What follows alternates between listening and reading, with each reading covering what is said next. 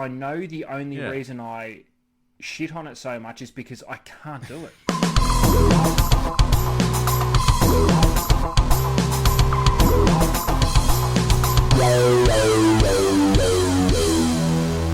Hello everyone, welcome to The Deep Drop. This is a fishing podcast. For anyone new, welcome. For anyone who's been along for the ride so far, welcome back. Good to have you with us and you're sticking along, which is a good sign you haven't dropped off yet. My name's Luke McCredden. Adam Ring is with me as always. And Adam, we've had a week off. We just enjoyed the Easter break like everyone else and enjoyed some magnificent weather in the southern part of the country. Anyway, how are you, my friend? I'm very well, thanks. It was nice to have a week off. I'm not going to lie, I did miss it a little bit when we didn't sit down for our normal night to record a couple of eps, Luke. But it was nice to have a break. The weather was unbelievable. And straight off the bat, if you had any cool stories from Easter, hit us up on socials. Instagram's where you want to do it. Let us know, because surely there's a few people out there that have got some insane stories from the Easter weekend. What I loved seeing was just locally here in Victoria on the peninsula where I am, is with those slower tides, some big jumbo squid, big fat whiting just kicking about, getting lots of people getting amongst them. So that was cool. And on top of that, with that, it's glassed out conditions. I mean, what a beautiful opportunity just to get out there and do it. Heaps of kayak fishing for people, whatever. So it was great. That was good to see. The tuna have gone a bit funny, but they're still around.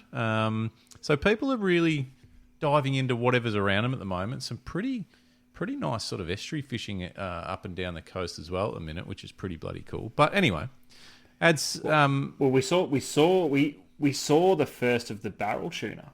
Yeah, true. Yep. Now and a little bit, it's probably more rumour than anything at the moment. We've seen some photos.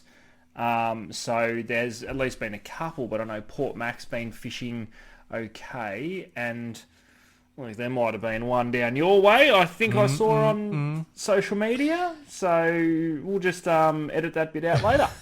No, it's good. It's good. But it is. It's what it's all about, and it's if you've seen some barrels or caught one and you don't want to talk about it, you can slide into the DMs. It's okay. You just let us know. I promise. Actually, no, I won't. No, don't promise, mate. It's not what we do. No, I don't promise. Adam, before we get too much further, I want you to putting you on the spot here, give me a 12-second snapshot of the Deep Drop. Go. This is one of the most unique podcasts that you will find out there in podcast land, because normally the point of a podcast is to encourage people to listen. We actually do the opposite. We feed so much absolute dribble bullshit sometimes it's hard to keep up with what we're saying, and we may have you thinking, what's going on? I think I'll turn it off. Don't. Bear with us. All right. Because Luke, you and I have a very unique way of throwing forward 8 to 15 different ideas, then wrapping it up really quickly at the end, so that it seems like the last 45 minutes to an hour that you listen to actually made sense. It's kind of like a bad fishing trip. Yeah. Yes. Okay, right. Actually, our podcast is kind of like a bad fishing trip. Okay, let's not put too much negative. Not There's much a lot of negative happens. Connotation here, ads. Come on. No, hear me out. Hear me out. It's like a bad fishing trip. Okay. where you're all pumped at the start. Yeah. And then not really, it's a bit average, or a few things go wrong in the middle. But then you get a cracker at the end. And you leave going, that was the best trip. That's the best trip I've ever had. Yeah, I like it. Have I just shit-canned our own podcast? A little bit. But what about we can probably blend that in with having a bit more of a roller coaster of emotions. So it's not just exciting at the start, average in the middle, and then whatever at the end. I'd like to think that there's peaks and troughs. That was a shit summary. There's peaks and troughs. There's inconsistencies. Hey, just putting that out there. Yeah. You'll boring's the wrong word, or not much happens. There's always lots happening. You'll get a bite. Yeah, a few bites, a couple during of the show bust-offs. that'll just get you really pumped. Unsure where it's going. What was it? What was that? Was that a decent flatty, or was it a fucking toadfish? You don't know. Yeah. You know? Luke, I think I just ended the tradition of this show of asking me what the deep drop's about. I think I've just ruined it for everybody. Yeah, I've made a note. I won't be asking you again. So Yeah, it's probably wise. no, but that's all right. I think the that probably gives a fair summary of what we do. Hey, you mentioned Instagram before. I actually like yours. I actually like yours better. Yeah, I like yours better. Okay. We build nicely to the prize. We build nicely to the prize at the end. There's a few bites. There's a couple of bust offs. There's a snag or two. But it's so much better once you finally get that fish. Yeah, some nice scenery shots. We'll give you the thought at the end. Yeah, scenery shots. Yeah, there might be a sublimated shirt or two, but the fact of the matter is we had a good time, and we wrap it up nicely at the end, and you get to leave home with something valuable. And you're catching a fish as a bonus. There's a throwback. Anyone who's been along with the deep drop for a while, it's a throwback to an episode we did quite a while ago. Ads now, a long time ago now. It was catching a fish a bonus. No, it's not. That's what you're fucking there to do. Yeah, so it's not exactly. Okay. Now, you mentioned Instagram before, Ads. I just wanted to go back because we've touched on it last week. I think I've been putting together some stupid little videos because it's what we just like, having fun and taking the piss. And we had a few get sent through. We encouraged that, and we've had a couple more. And during the week, if you follow the deep drop on Instagram, you would have seen a couple more pop up. Based on what I've been sent, which has been fun. There was a mako shark jumping in a boat, sort of a bit of a fuck that moment. Saw that. Crazy. There was something that frustrated the hell out of me. So I can't remember the name of who sent that through, but it was a bait that was just getting swiped at and missed. Oh yeah. And then shitting myself when a big giant tuna eats the bait. I think they were like Samson fish or something. Anyway, so I love it. It's a bit of fun. If you've got any funny videos that you want a bit of a reaction to, send them on through our messages, and we'll have a bit of fun and poke a bit of fun at it. But now, just on it again, Instagram. Love the feedback we've had again this week, and over the last couple of weeks while we've had a bit of a break. Ads. Just want a quick update from Spud, who's working on our platypus lure.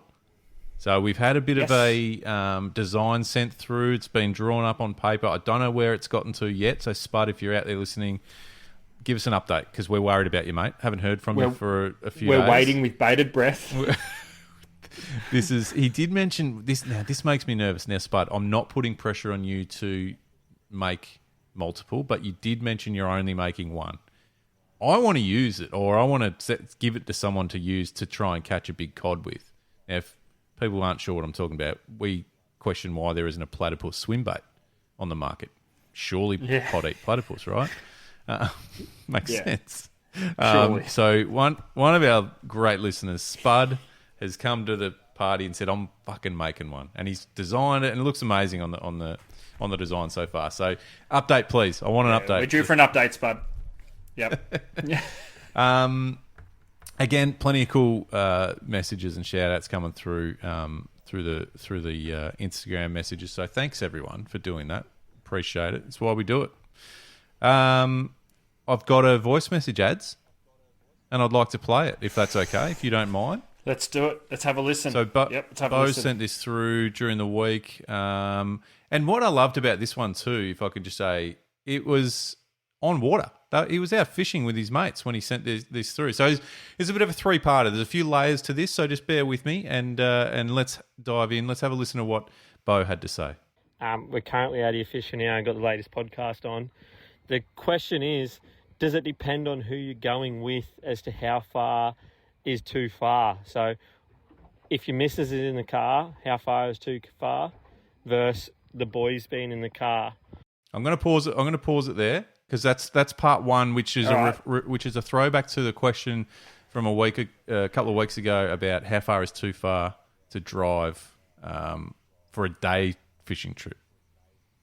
So Bo's sort of thrown into the mix a bit of another element to that. Is it depending on who's with you?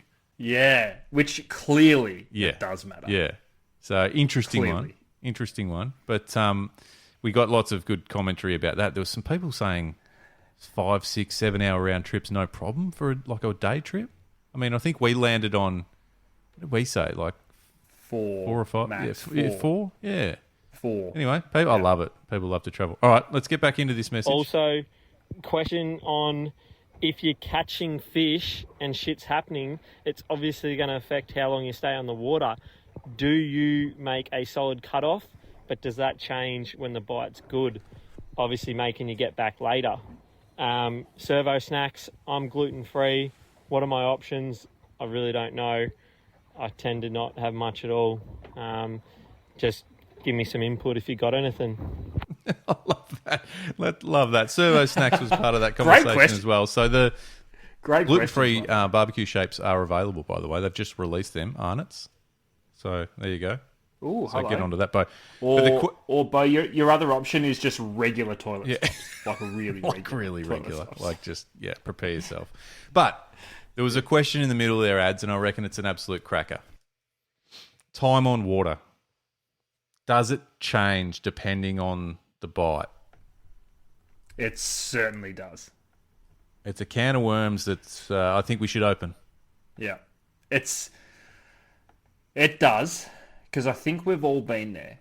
And this is probably a little bit of a sidestep, as in take the round trip part out of it.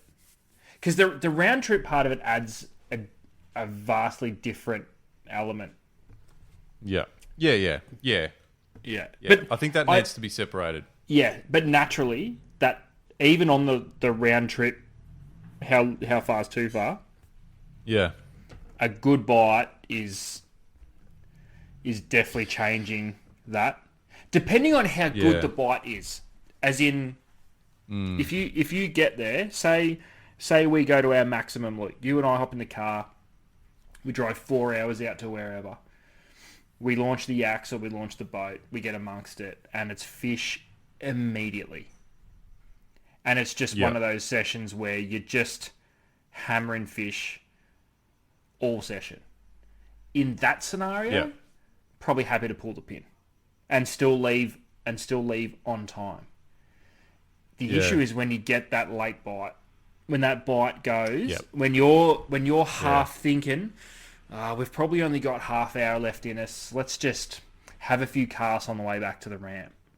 Or we'll hit a couple of good looking snags on the other side of the river or whatever on the way back. Let's have a look. And then it's on. And you hit now it gets hard. Now it gets hard. Yep. It's hard to drive away from that. It's hard to walk away from that if you're on foot. So it's kind of that.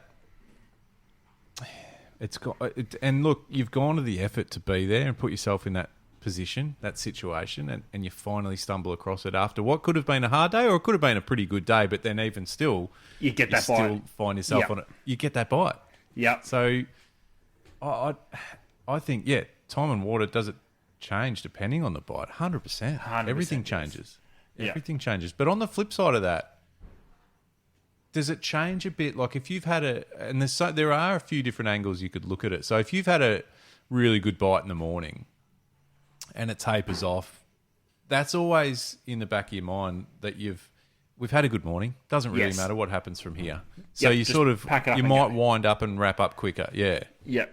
But you still want to push it and test it, because if you can get that bite again in the arvo, that's great, or in the middle of the day or whatever it is. But the struggle is like getting to the point where it might be getting late and then you find the bite. If you haven't had a bite before that, I don't know if you're staying that late anyway.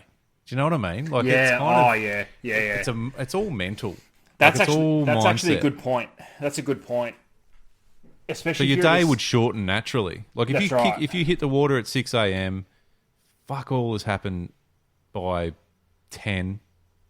You're starting to wind down. And how hard is it to stay? Say your trip is going to be determined by tides, which a lot of the time it is. Yeah. It even gets, if you've been casting for 5 hours waiting for the tide and nothing's happening, geez, the motivation to stay for that tide's still at an all-time low. It isn't it? Yep. And that's everything. You need that motivation. That's where you need, even if it's a random fish mid-morning, like early on in that session, just one. just to go, all right, well, they're around. And it's all happened to us all, ads. And snapper are a really good example of that, I reckon. Yeah. Like, how many times have you fished hard for, let's call it 3 hours in the morning, on the morning tide, and you've plucked one fish and you go, all right, well, that's good. And I'm excited because we got that fish, we got that bite. Or let's say in the first hour, and then nothing for a few hours. And it's like, well, one of those days. But then there's been times, and I'm sure lots of us listening have had it too, where you just go, we're out here, let's just push on. And then you've just stumbled across an epic bite or a really, really good bite where it's like, Jesus, I was about to pack up 20 minutes ago. Yeah. That's right. Whether it's the last rack of baits or it's the last couple of snags or whatever it may be. Because the other thing that you don't want to happen is if there's, multiple boats out and about, and let's do another scenario. Let's say it's offshore. You're out the front of Barwon Heads. You're out the front of Phillip Island, whatever it is, and you're trolling around and have been for hours, and you're casting at likely looking water and whatever at bommies for kingfish and stuff, and just nothing's happening. You call it a day. And later on that night, you're at the pub, and a few of the boys roll in that stayed out for that extra hour, and have just had a belter of a session. It drives you mad. You know what I'm saying? Like, that's rage on a different level. It's like isn't it? And Yeah, it's not their fault. No, you can't describe it. And arguably, it's not your fault because you've had a dog day, so you sort of just call it, and you haven't died wondering. Like, you've been out there for a good, solid, like massive day. But it's just 20 minutes later, it happened. And kingfish actually are a good example because they are so particular with, like, their bite windows are narrow certain parts of the year, and if you miss it by 5 minutes, that's all it could be, and the next boat rolls down and cleans up, and it's just a case of finding that window. It happens so, like, I just think it's one of those feelings that I think we're all feeling it, right? Like, even just as saying it, you just go, oh, yeah, I've been there. Oh. Too many times. But you know what, though, to answer the question, Bo, I think the bite definitely does determine what's going to happen. That's why I try and enter a fishing trip, even if it's just a day trip, without any travelling. I try and avoid going for a cheeky fish if I know I've got some sort of commitment. If I have to be home by a certain time, you can guarantee that something awesome is going to happen on that day, whether it happens in the first 5 minutes or it happens in the last 5 minutes. Something is going to happen that's going to make you think, I should be staying out here. Yeah. And the reason I always say that it's such a mental game, fishing, and it's such a mindset, plays so many different roles, and like, you can be, full of anticipation and have a dog day, and it's a really hard sort of, I suppose, downer at the end of the day because you're so pumped up with anticipation and even a bit of sort of, excitement that for it to be a shocker. But then, and I'll use an example, last week, Ads travelled up with your guys and spent a couple of days with Rapala, and they were keen to get out for a fish in the morning. And as we know, Queensland for the last 3 months has just been horrendous weather, just rain and wind and cold and shit. So the sort of the night before, we're sitting around and going, don't worry about it. We're just going to go get wet. It's just going to be shitty, so we won't even go. And then as the night went on a bit, we sort of went, well, fuck it. Like, let's just go for a couple of hours, get a bit wet, nothing to lose. The water's really hard to fish at the moment. You basically go into it thinking, we're not going to get a fish. Let's have a bit of fun. And all of a sudden, on paper, if you write down the fish that were caught, you go, that's a slow, tough, ordinary day. But because you go into it going, we're not going to even turn a reel. Like, it's not even going to happen at all because it's just shit, rain, dirty water, whatever. It's all a win. Everything's a win. It's weird, though, because even just being able to focus on that, this is going to be shit, there's no point. So that's where That's where I really struggle. I'm like, well, if it's going to be shit and it's pissing down with rain, Yeah. And like, look, when I say that was the mind, it wasn't so much that the mindset was it's going to be shit. The mindset turned to, hey, it's going to be I tough. could be sitting in the office right now. Yeah. Might as well just go out, get a bit wet, flick a few lures, and talk some shit. And Yeah. you know, look, I think that's the mind. So it wasn't so much this is going to be shit, but fuck it, we'll do it anyway. It was more just like, oh, hey, you know what? Nothing to lose. Like literally, you like got, let's and go you got out. a few fish, yeah. You got a few fish, yeah. Yeah. Yeah. When I Yep. was up got with them as well, we had a couple of days of terrible weather and we got fish. Do you know what it did do? And the fishing wasn't insanely good, but like you, we got fish on those bad weather days. It actually had me thinking the opposite to what I just said, thinking, have I left fish on the table at home because Exactly. And we because spoke the about weather's this a the little bit other week average? talking about the weather. Yep. 100%. Because Absolutely. if it even looks like it's going to rain at home, I'm like, I'm not going. And we've said this before, as anglers, we are very, what's the word? It's very easy to not go. It's easier to not go than to go. Well, And I think we're all guilty of going, oh, is that half a knot of wind? Oh, it's going to blow out.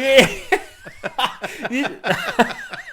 This is It's weird saying that because we love fishing so much and we literally would do it at the drop of a hat, but we still somehow, there's part of our brains that go, oh, I can see a cloud. That's going to turn into a thunderstorm. Well, I've often had this conversation, mainly with people I've worked with in the past, and Luke, you're one of them. We've had this conversation. I know we have. Do you think it gets to a point where we've done what we're doing now in some capacity for the majority of our working lives? Do you think you get to a point where you almost have too much information? And what I mean by that is, say whatever species that you decide to target, and I'll use one of the hardest, mulloway as an example. How many fish do you reckon anglers leave on the table because they're like, not in the full moon period, let's not bother chasing them? As in, like, do we do so much research? Do we do so much research? Do we immerse ourselves in it from a theory level and a education level so much that though it can lead to more fish, it can also lead to not even trying? As in, actually, let's use something a little bit more accessible. Say a snapper, and you're right. It's blowing from the east, and there's a dropping barometer. We're not going to catch them today. So you won't go. Yeah, and so you just don't. You just don't go. Yeah. Rather than going, okay, it's gonna be tough. It's gonna be tough. Yeah. So we just need to get in, focus, and just see what happens. Because you're right.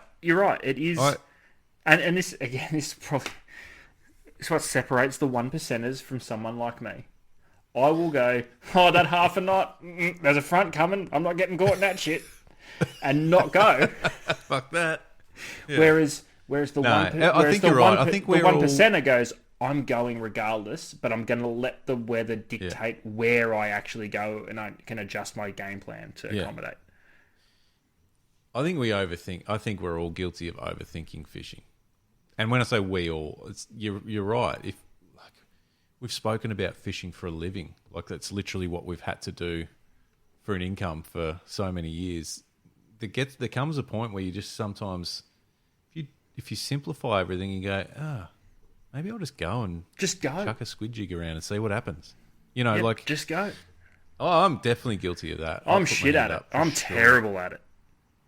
We had a conversation recently, and I've mentioned John Didge on the podcast before, and I rang him one day. I said, let's go for a fish tomorrow. He's like, and he, finding a few reasons not to. And then we just went out, had a great day out, He's like, yeah, thanks for that. Because I think I just needed to be pushed onto the boat. Because otherwise it's like, oh, this is the reason I'm not. And it's, Otherwise, you're sitting at home. Yeah, You know, and we can turn can't be fucked into a legitimate reason why we shouldn't go.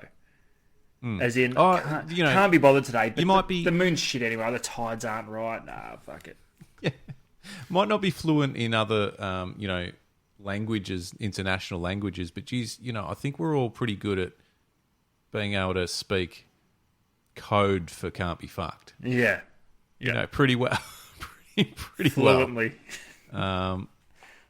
Hey, can I just shout out to, just on the back of that trip that I did with your boys Ads and Rapala, I got to fish with Mick Horn.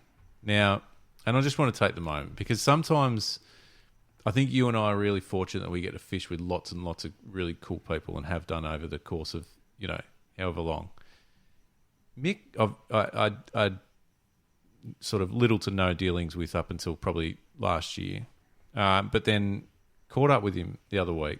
He took me out on his boat. Now, Mick, bit of background, and you know him, obviously, you work with him.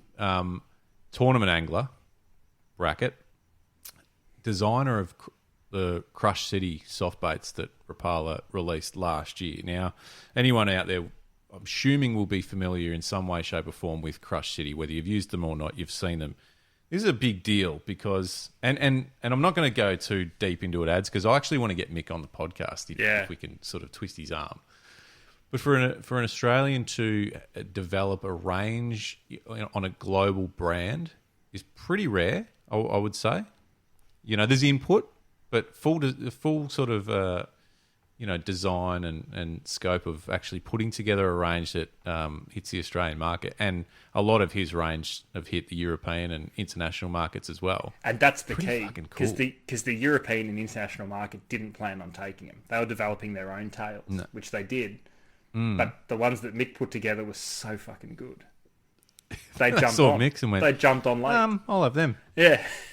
So just a massive shout out, and we're gonna get. I want to get Mick on. Let's do it sooner rather than later because he's a freakishly good angler, and he's a one. I'm gonna say he's a 1%. He is easily. He is a 1%. Yeah, and throw into the mix of being also just a fucking good bloke, which helps too. So anyway, I just wanted to throw that out there.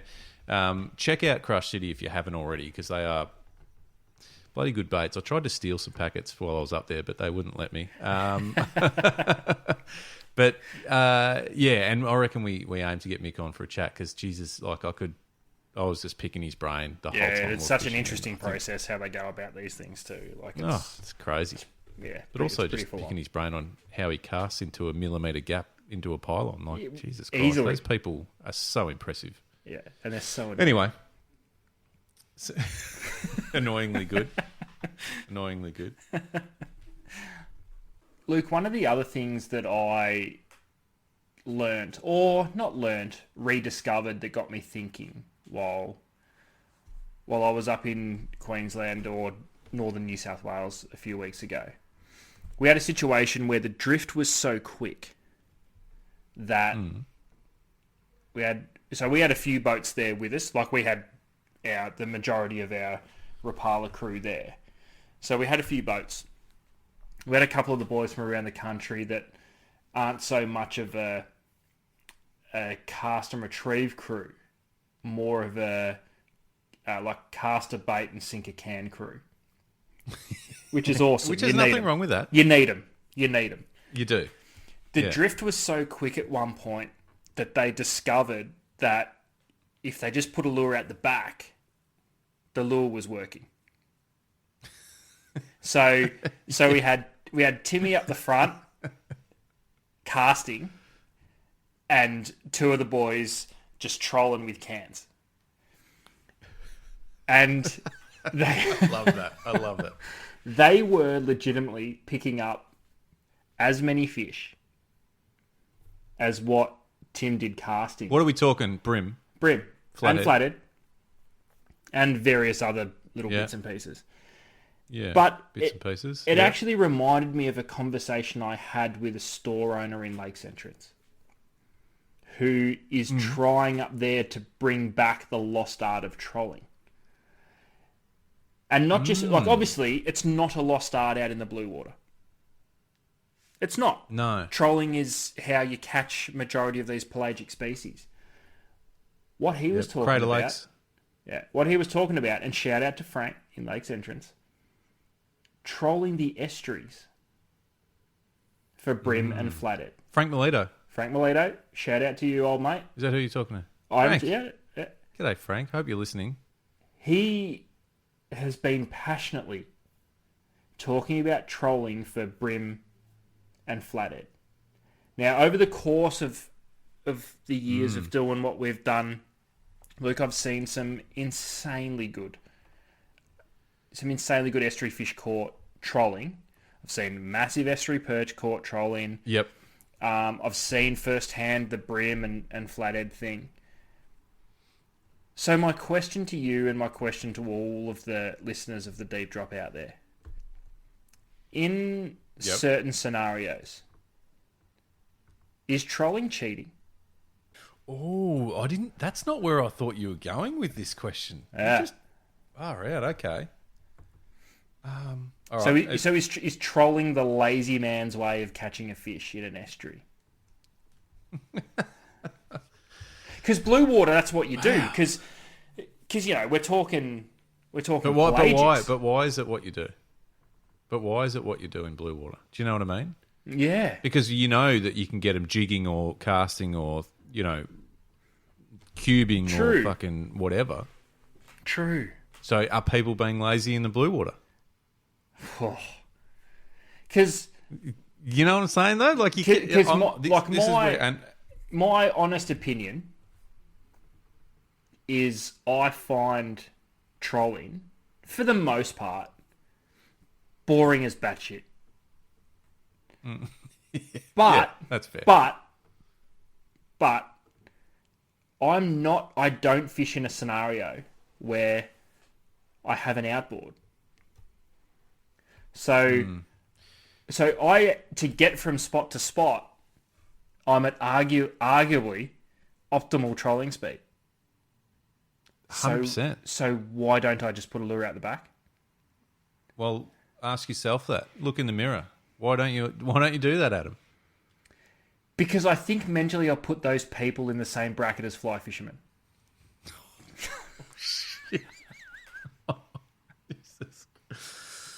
Far out. You're going after people tonight. Jesus. I might regret what I've just said. Do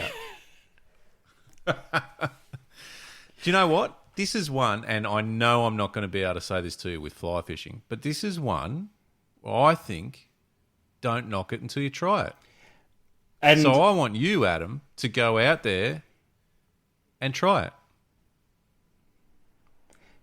it. And until then, shut the fuck up. Fair, but I'm worried it'll be more. But I'm worried it'll be more productive than casting. Yeah. Okay. Well, can I just add to this because I know as we've discussed on this show a fair bit since I've made my move down to the peninsula down, the Bellarine Peninsula down here, I've learnt so many different techniques that are so effective here, but for some reason underutilised or not done elsewhere. It's weird, but whatever. And it's great, and it works, and it's brilliant. There is a fair amount of people that will kayak. There's a lot of shallow grounds, plenty of whiting, plenty of squid, plenty of flatties. And I know a lot of them that will, more often than not, troll hard body out the back of their kayak while going from A to B to pick up flathead and do it very successfully. And pinkies for that matter too, actually. Yeah, but they should. Yeah. So are we, again... You should. I know. Now, I know I've offended half the population. So, no, your question is it cheating? No, actually, it's not. No, it's not cheating. Cheating's the wrong word. No, cheating's the wrong word. It's probably more relatable to another conversation we've had on previous episodes of this. Is the fish caught trolling not worth as much as the ones caught casting? As much. Okay. Yeah, so it's not cheating because it's a legitimate way of catching a fish and it's a highly, highly effective way. But if I called you tomorrow, Luke, and said, oh, I went fishing at Bem, and I got like 4 Kraken brim and half a dozen EPs. It was awesome. But I then said I got 6 of them trolling between snags. How would you react? I don't think I'd mind. I don't think I'd have an issue with it. I think I'd be okay with it. There's nothing that makes me go, ugh. What do you get them on your fly rod? Yeah. But I'm okay with it. In fact, I think I kind of feel like I want to give it a go. Because all of the proof that I've seen is that it's massively effective. You've got a effective. real issue with this. Yeah. It's not... Well, yeah, it would be. It makes sense. Like, I think... Look, there's not... I legitimately think it could be that worthwhile doing. That it'd be worth having a few divers in the box just for that.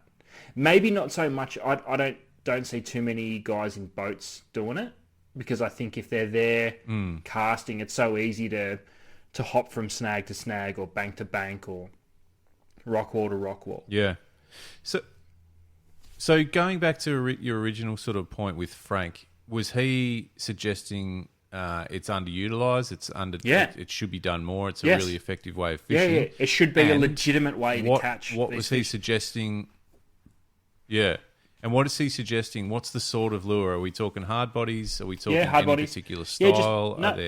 Just diving. Yep. Just diving hard bodies. Obviously, where you're trolling is going to make a difference, but there's legitimate strategy that you can use to do it too. Like if you've got a stretch of rock wall and you want to troll it, you'd pop a shallow diving crank on the inside and then a deeper diving crank and actually be covering different parts. I could make a very solid argument to the point where I'm kind of almost talking myself into it and regret everything I've said leading up to this point.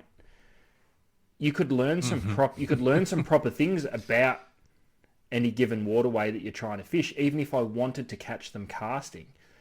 If I've done 4 passes of that rock wall and every single fish has come on the deeper diver, I need to put a plastic on, sit the kayak back 4 feet and bump the plastic at the bottom of the rock wall rather than trying to maybe throw shallow cranks up on the top of the rock wall. You can learn some legitimate stuff about it. Oh, no, I think there'd be definitely some good takeaways for sure. But I think it's good. I think I'd love to hear some people's thoughts and opinions and experiences trolling in estuaries. Trolling in an estuary, why not? Because some of the other interesting things with trolling... You've used the blue water example. Yeah. The blue water one's hard because if you're out in the blue water, there's not much to indicate where you should be casting. Unless you can sight birds or fish milling around on top. Realistically, trolling's the only way because you're just going to be driving around blind. Yeah. It's just in what feels like in the middle of nowhere. So trolling is the best possible way for that because you just have to cover ground until you find bait, birds, fish. So I understand that. It's a larger scale version of what you're saying in an estuary in your kayak. You're going from A to B looking for fish. Why not chuck a lure out the back? Doing it offshore is kind of the same because you're always on the lookout. Because you're always for fish looking. that might be busting up or birds. So it's kind of like, let's chuck some lures out the back and see what happens. Because the other interesting thing that I've heard on the trolling scene over the last 6 months is how many big barra and big cod have been caught in the rivers in the middle. Yeah. Where you'd never cast. I was going to bring this up because... Where you'd never cast a lure. Nah. And remember we were talking to Lee and Hardy at our Christmas party? Yes. And they were mentioned that, it took the Victorians that had no idea what they were doing to troll up and down the middle of the river because why not? Catching all the big fish, and all the locals were fishing the drains and the runoffs and the small creeks, looking back going, fucking, Look at them, they're catching all the big fish. Then realise, Yeah. that's probably where we need to be fishing. So I think to your point is like learnings from doing that could be really interesting. And I think some of our estuary systems all along, you know, whether it's East Gippsland and Victoria, the south coast in New South Wales, right up through the sort of the central and mid-north coast even of New South Wales, is like they're all so different. Yeah. So you'll be fishing over sand flats and drop-offs or grass beds or heavy timber snag or whatever. You're sort of almost learning each and every time because it'll be so different what's happening. But same as fresh. Like, so, you know, do you look at, say, if I say, hey, ads, I'll send you a photo of a 90 centimetre cod and go, how's this? And you go, awesome. And I go, yeah, I got it trolling. Do you hang up on me or like what? How do you feel about that? I wouldn't hang up. I'd probably pop you on hold so you can rethink your answer. Really? No, Okay. no, that's a lie. Yeah. But it's weird though, because if you were to say, oi, let's go, the Crater Lakes are going nuts, we're going, like, load up the lead core and paraveins, we're going trout troll, and I'm like, fuck yeah, I'm in. So isn't it weird that some Are you species... though? No, I'm not. Not with paraveins and lead core. There's too much shit going on. But, you know, I've spent hours and hours trolling Bourne Merrow. And didn't get bored. What a hoot. What a hoot. That was in some shit weather too, some of those. Oh, no. Add shit weather to that. Shit weather and What's more trolling. boring? Trolling a crater lake for a trout or trolling offshore? What's more boring? Oh, trolling offshore. Offshore is a different... And I'm actually not... No, hear me out. I'm actually not trying to shit on offshore trolling. I'm actually not. I'm not. No. For me personally, I do not find anywhere more out of my league than just in the middle of the ocean. I just find myself going, where do I even start? Like, none of this makes sense to me.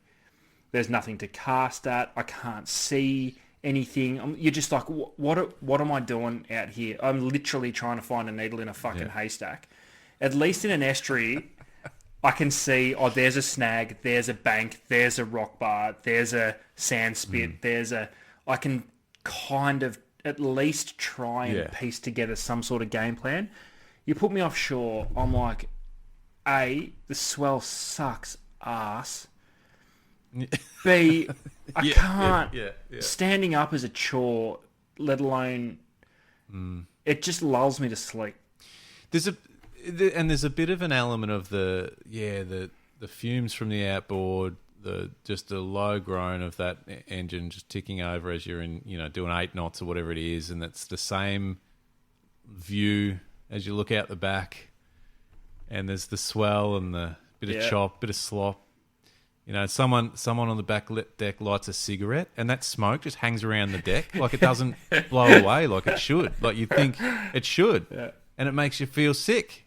Oh, there's so much to it. And then you need a shit. And what do you do? Yeah, it's rough. And I haven't done a lot of the blue water trolling thing. That's probably why I have this opinion on it. But no, it's fair. It's not something that calls to me.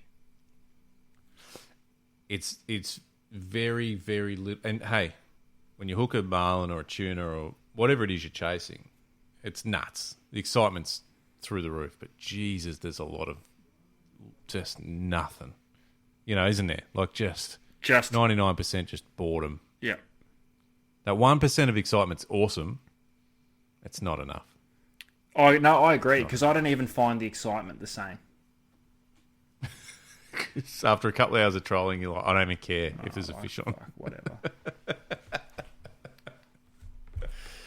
I'm not trying to take the piss out of blue water fishing. It's just the thing that it just doesn't call to me in that way. No, that's fair enough. Like fly fishing. I still want to... I think we should go fly fishing, Adam. I'm in. I'd make an absolute idiot of myself. Have you ever done it? I've tried once. Yeah. No good? No, I had the fly connected to a blackberry behind me more than what I had it in front of me. Yeah. And I've never touched a fly rod since. Nah, I've done one fly fishing trip and with a friend who was very good at it, who was very patient with me. Oh, fuck, I had a fly on my ear at one stage, like pinned myself in the ear. Didn't catch a fish. Like cracking off clearly. flies, like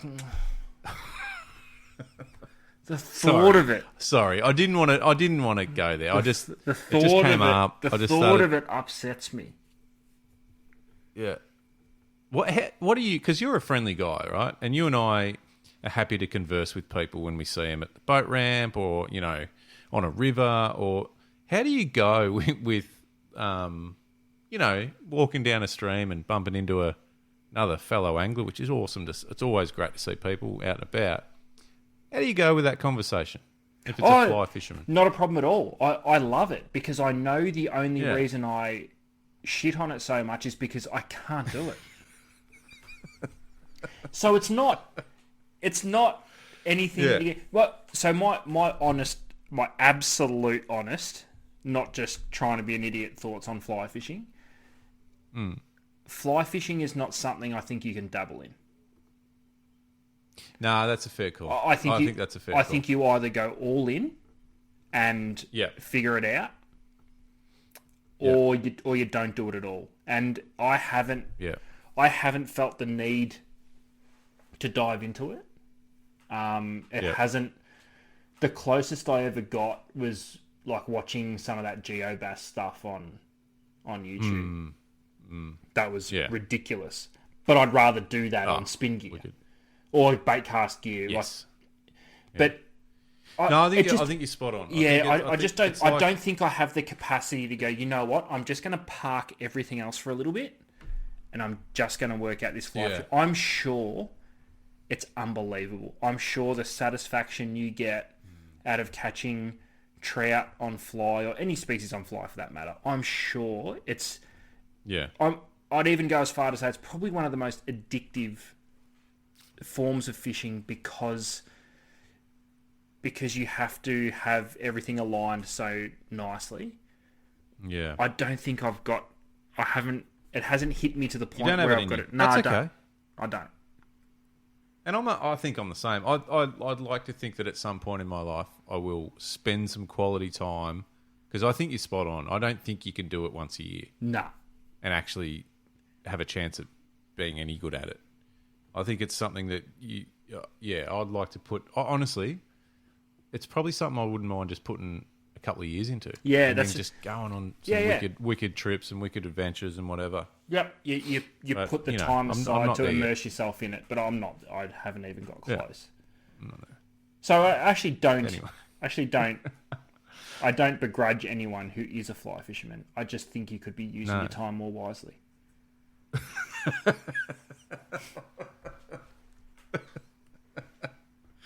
On that note, ads, I reckon we should wrap up.